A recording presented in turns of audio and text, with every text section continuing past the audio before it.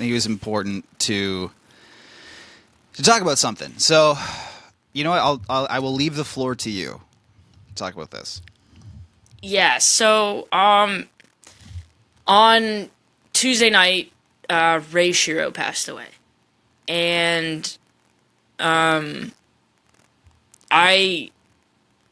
found out maybe like an hour or two before it went public. I think anyone who'd worked for him kind of found out.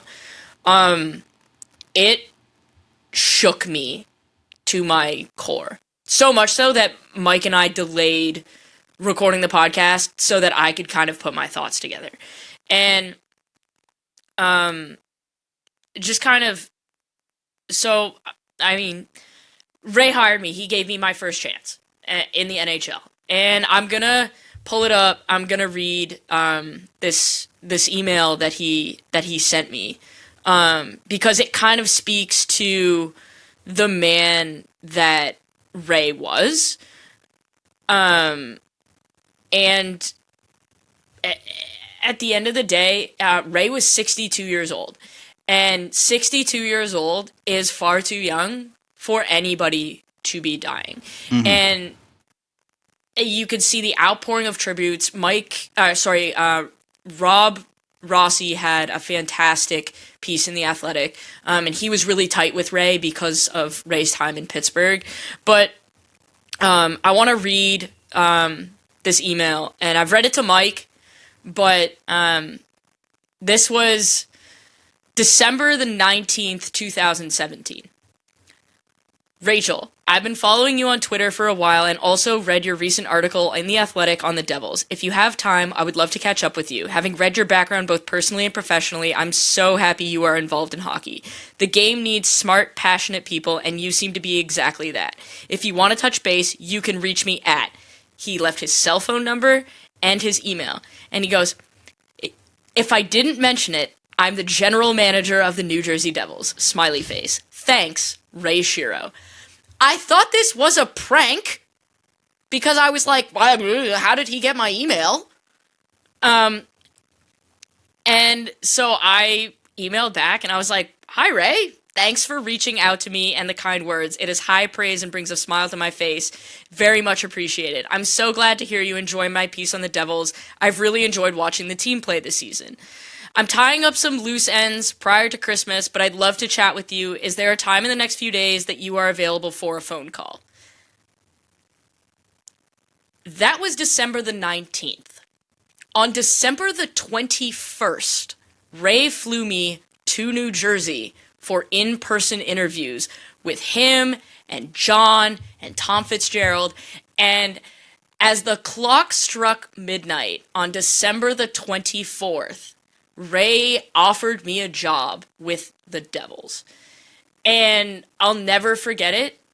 Obviously, my time in New Jersey didn't end the way that it wanted to, but I just can't speak highly enough of Ray in terms of the opportunity that he was willing to give people and the genuine kindness that he showed.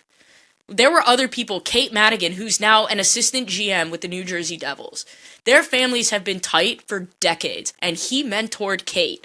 And Kate has grown and flourished and is one of the only female assistant GMs in the entire league because Ray gave her an opportunity, and Ray believed in her. And there were so many other people that Ray mentored and Ray believed in.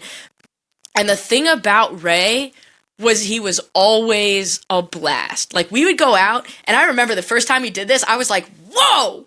I was 21 years old, and this man ordered Tito's straight up on the rocks. And I was like, yo, this man is drinking vodka on the rocks. This is crazy.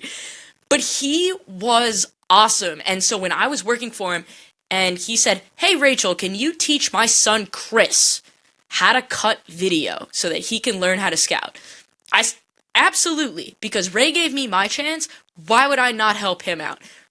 Chris has gone on, and he's now a scout in Columbus. And the thing is that's what Ray does, is he finds people with talent, and he believes in them, and he gives them a chance. And it doesn't always work, But at the end of the day, he's not just going out and hiring his buddies. He was somebody that genuinely cared about everyone in the organization, to the point where, like, if somebody's mother passed away, like when a player's parent passed away, flowers upon flowers were sent. That player got anything they needed. When we signed a player, Ray would have flowers sent to his wife as like a welcome to the team. Like, all of like the little things.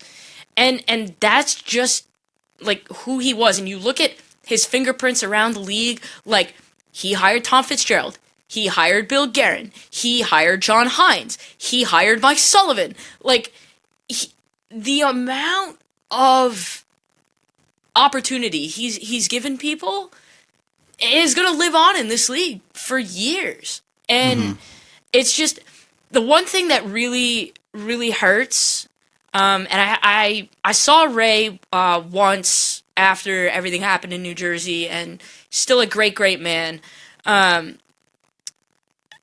I really wish that, like, I got to sit down and chat with him, because even though it didn't end all, like, well in New Jersey, like, I can't thank him enough. And one of the reasons I can't thank him enough is, one, I got my chance in hockey, but two, my best friend and the maid of honor in my future wedding worked for the Devils, and we're still best friends. And more importantly, the guy I'm marrying, I met December 21st, 2017, because he worked for the New Jersey Devils. And without Ray, I don't have my maid of honor, and I don't have my future husband. And over anything, I have him to thank for both of those things, because I genuinely don't know where I'd be without those two people, and I don't know what my life would look like without the opportunity that Ray gave me. And so I'm really going to miss him. Hockey's going to miss him, and I'm absolutely gutted for his wife, Karen, and Chris, and Kyle. And really, like, Kyle's getting married in May, and my heart absolutely breaks for that entire family. It's really tough, and so there are good people in hockey, and there are good people in this world, and when you lose somebody who actually really cares, because there aren't a lot of those people in hockey, it leaves a big hole.